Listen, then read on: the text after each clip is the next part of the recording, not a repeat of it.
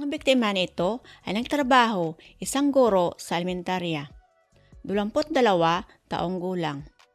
Noong July 1994, nagtapuan na lamang siya na kandusay at wala ng buhay sa isang creek ng mahabang parang sa Batangas. Nakatali sa kanyang liig ang kanyang damit. Hindi man lang siya binigyan ng pagkakataon para makapagturo sa mga mag-aaral para sa kinabukasan ng ating bayan. Ano kaya ang motibo ng salarin na ito? Bakit niya pinaslang ang biktima? Alamin natin ang buong kwento dito sa ating YouTube channel na Marbec Nobel. Paki-like na rin sa ating mga videos at mag-subscribe. Ang biktima na ito ay si Nancy Siscar. Siya ay panganay na anak ng kanyang mga magulang. Pangarap niya talaga maging isang guro. Kaya nag-aral siyang mabuti at tinapos ang kursong edukasyon. Pero sa hindi inaasahan, may malagim na trahedya na pangyayari sa kanyang buhay. Noong July 4, 1994, nagising ng maaga si Nancy dahilan unang araw niya ito sa pagtuturo. Pero nagulat na lamang siya na mas naunang nagising ang kanyang ina na si Ninita Siscar. Nakapagluto na ito ng pagkain para sa kanilang agahan. Napangiti na lamang si Nancy nang makita niya ang kanyang ina na nakahanda na pala sa kanilang agahan.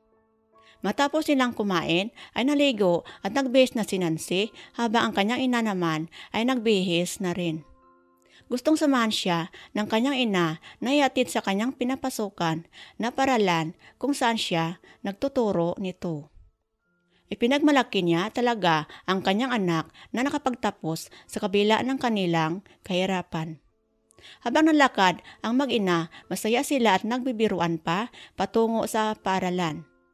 Hindi pa sila nakarating sa paaralan na iyon, nadaanan nila ang tatlong lalaki na katambay sa gilid ng daan. Ang tatlong lalaki nito ay sina Edwin Mendoza, Ricardo Andal at Yuri Andal. Dahil maaga pa at maliwanag naman, nagkunwari ang mag-ina na hindi sila kinakabahan at pinapatuloy nila ang kanilang paglalakad.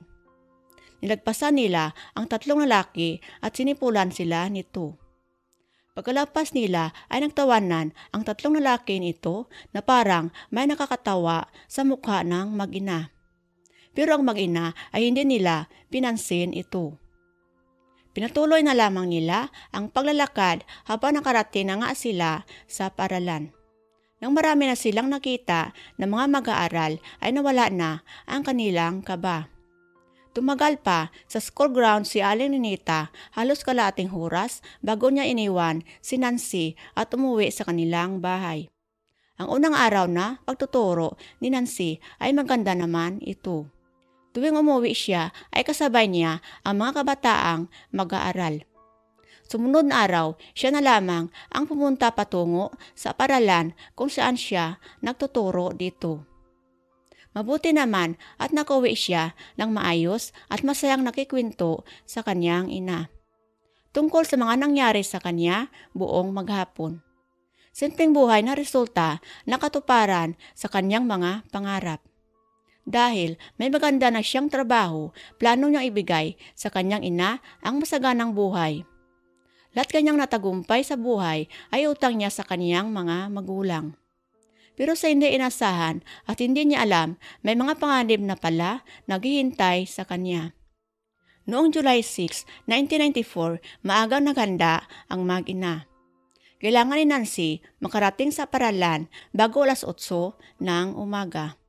Kaya wala pang alas 7, nagpaalam na siya sa kanyang ina at naglakad patungo sa paaralan kung saan siya nagtuturo nito. Nasa kalagitnaan na siya sa kanyang pangkaraniwan na paglalakad, may napansin siyang tao sa kanyang unahan. 2 lalaki. Agad niya nakilala at namukaan ang mga lalaki na nambastos sa kanilang mag-ina. Nakaramdam ng takot at kaba si Nancy habang papalapit sa 2 lalaki. Lalo na wala siyang nakita ng mga ibang tao sa daan. Ilang metro na lamang ang layo niya sa 2 lalaki na iyon ay nakita niya naglakad sa gitna ng daan. Gusto niya sanang umiwas sa mga lalaki pero nakita niyang hinaharangan ng kasama nito ang ibang parte ng daan. Sa oras na iyon, sobrang takot ang nararamdaman ni Nancy. Kaya nisipan niyang bumalik na lamang sa kanyang pinanggalingan. Plano niyang tumakbo ng mabilis hanggang may mga tao na siyang makita. Sa kanyang pag-ikot, naramdaman niya may biglang tumama sa kanyang tiyan at dumilim ang kanyang paligid. Habang si Olimpio Corrales naman ay maagang nakatapos sa kanyang trabaho sa pagkuha ng mga damo sa kanyang mga taniman. Sinadya niyang agahan pumunta sa kanyang taniman. Dahilan masakit na ang init ng araw paglagpas ng alas 8 ng umaga. Kaya maagang nakatapos sa kanyang trabaho at agad na itong umuwi sa kanilang bahay. Habang binabaybay niya ang daan ay nakita niya ang dalawang lalaki at hinaharangan ang daan ng isang babae. Habang papalapit siya ay nakilala niya si Nancy Siscar. Ginilibutan si Olimpio sa kanyang nasaksihan. Nakita sa dalawang mata niya ang lumitaw mula sa kahuyan si Jory Andal at tumayo ito sa may likuran ni Nancy Siscar. Walang alam si Nancy na may nakaharang rin pala sa kanyang likuran. Pag-ikot niya para tumakbo ay agad siyang sinuntok ni Jory Andal sa kanyang tiyan. Nimatay si Nancy gawa sa lakas na pagsuntok sa kanya. Nilapitan siya ni Jory Andal, binuhat sa kanyang balikat at naglakad patungo sa gubat na iyon. Habang sina Edwin at Ricardo ay nagmadali, pinulot nila ang mga gamit ni Nancy at sumunod kay Jory Andal. Si Olimpio Corrales naman ay nanatiling nakatitig at nakapako sa kanyang pinagtatayuan nito. Kinakabahan siya sa kanyang nakita na pangyayari na iyon. Pero hindi niya nakuhang pigilan ang tatlong lalaki na ito. Sa oras nakakuha na siya ng lakas para kumilos, nagmadali na siyang tumakbo pauwi sa kanyang bahay at nagsarado ng bintana at pinto nito. Sa oras na iyon, hindi niya alam kung ano ang kanyang gagawin. Dahilan, alam niyang hindi niya kayang kalabanin ang tatlong lalaki na ito. Kilala niya at walang konsensya at patawad kapag galit. Mas lalo siyang natakot ilang oras na nakalipas. May kumatok sa pinto sa kanyang bahay at kilala niya ang boses ng lalaki at ito ay si Edwin Mendoza. Hindi alam pala ni Olimpio na kita siya ni Jory sa daan. Pinagbantaan siya ng tatlong lalaki.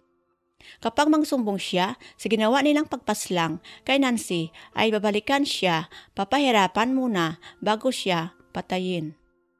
Alam niyang hindi nagbibiro ang tatlong ito. Kaya nangako si Olimpio sa kanila na mananahimik siya kapag ano pa ang mangyari. Sa gabing iyon, ang kanyang ina na si Ninita ay hindi mapakali dahilan si Nancy ay hindi pa nakauwi sa kanilang bahay. Nakailang balik na siya sa daan pero wala pa rin siyang nakikita kahit anino ng kanyang anak. Alas 7 ng gabi ay pinuntahan niya ang kanyang pinsan ng barangay captain sa kanilang lugar. Humingi siya ng tulong para hanapin si Nancy Siscar. Dahilan lumalalim na ang gabi at hindi pa nakauwi ito. Ang mga kapitbahay at tanod ay nagtulong-tulong sa paghahanap sa kanya. Inabutan sila ng madaling araw, sa paghanap ay wala silang nakitang Nancy kung nasaan na siya nito. Kinabukasan, agad pumunta si Aling Ninita sa paralan kung saan nagtuturo si Nancy nito para alamin kung anong nangyari. Pero siya ay nagulat, ayon sa prinsipal, si Nancy ay hindi pumasok kahapon. Umiyak na lamang si Aling Ninita dahil hindi niya alam maintindihan ang mga kaba ng kanyang dibdib. Alam niyang hindi basta-basta umaalis si Nancy kung hindi nagpapaalam sa kanya kung saan siya pupunta nito. Sinamahan na lamang siya ng prinsipal na pumunta sa police station para ipareport ang pagkawala ni Nancy Siscar. Ilang araw na ang lumipas pero wala pa rin silang natanggap na mga balita. Patuloy pa rin nagtatanong si Aling Ninita sa mga kalapit baryo. Isang araw, ang mga pulis may natanggap na report sa San Luis na may natagpuan na bangkay sa may gilid ng sapa sa barangay Mahabang Parang. Pinuntahan ng mga pulis ang lugar na iyon kung saan natagpuan ang bangkay na iyon. Nakita nilang nakahubad ang biktima at naagnas na ang kaniyang katawan. Agad nilang pinaalam sa malapit na barangay doon. Sa kapitan ng barangay, Mahabang Parang. Ang nagpunta para tingnan kung galing ba sa kanila ang natagpuan na bangkay. Hindi siya makapaniwala nang nanawala niyang pamangkin ang makita niya sa oras na iyon. Parang dinurog ang puso ng kanyang tiyuhin sa sobrang awa sa kanyang pamangkin sa sinapit nito na kamatayan. Ang suot niyang half sleeve ay tinali sa liig niya ng mahigpit. Ang iba pa niyang mga gamit ay nakakalat sa kanyang tabi nito. Pagkatapos masuri ang lahat ay dinala na ang katawan ni Nancy sa morgue para ma-autopsy ang kanyang bangkay. Habang ang kanyang tiyuhin nabigyan na pakahirap na trabaho. Ang ipaalam sa ina ng biktima ang sinapit ng kanyang anak. Halos gusto na lang mamatay ni Aling Ninita nang malaman ang sinapit nito. Dahil wala nang silbi para mabuhay pa siya nito sa pagkawala ng kanyang anak. Nang magsalita na ang mga investigador kasama na ang kapitan ay pinilit ni Aling Ninita na kumalma sa kanyang nararamdaman nito. Nalaman pa ng mga pulis na may mawalang pag-ari na gamit ang biktima. May suot siya na relo at hikaw na may kamahalan. May dala rin siyang pera umaabot sa halagang 2,000 piso. Ang lahat na ito ay hindi na nahanap ng mga pulis sa oras na dumating sila sa pinangyarihan na krimen. Ang nakita nilang motibo sa pagpaslang ay pagnanakaw pero alam rin ng mga pulis na may ginawang pang-abuso sila sa biktima. Dahil sa estado ng biktima sa oras matagpuan ang kanyang bangkay. Ayon sa NBI o National Bureau of Investigation na si Dr. Antonio Bintedo, pinagsamantalahan pa ang biktima. Sinabi na rin hindi lamang iisa ang gumawa sa pagpaslang sa biktima. Dagdag pa ng doktor na ang sani ng kanyang pagkamatay ay ang pagkasakal sa kanya. Sa nalaman rin ng mga investigador, nagsimula na sila umikot sa buong barangay para hanapin kung sino ang mga posibleng gumawa sa pagpaslang sa nakaawang biktima. Walang may gusto magsalita pero marami rin ang nagbigay ng mga opinyon nito. May isang grupo ng mga kalalakihan na kinatatakutan sa lugar na iyon. Pero hindi sila madampot ng mga pulis kung walang ebidensya ang kanilang itinuturo ng mga tao. 12 araw mula na mangyari ang krimen, nagpunta sa police station si Olimpio Corrales para magbigay ng kanyang salaysay tungkol sa kanyang nakita at nasaksihan noong July 6, 1994. Hindi niya daw umano kaya ng kanyang konsensya. Nisipan niya lamang at nagdesisyon na magsumbong sa mga pulis at sabihin ang buong katotohanan. Isinilaysay niya lahat ang mga nangyari sa oras pagpaslang sa biktima na si Nancy Siscar. Masusi niyang dinatalye at kung paano hinarang ang biktima sa daan. Ang tatlong mga salarin na ito na sina Edwin Mendoza, Ricardo Andal at Jory Andal. Sinuntok nila bago ito binuhat at dinala sa kagubatan ang biktima. Pagkatapos, pinirmahan ang kaniyang salaysay. Agad kumilos ang mga kapulisan ng San Luis, Batangas. Pinuntahan nila ang kinaroroonan ng mga salarin at agad naman silang hinuli nito. Nakapkapan sila at nakita nila ang hikaw ni Nancy sa bulsa ni Jory Andal. Ang ina na biktima agad niyang nakilala ang hikaw nito.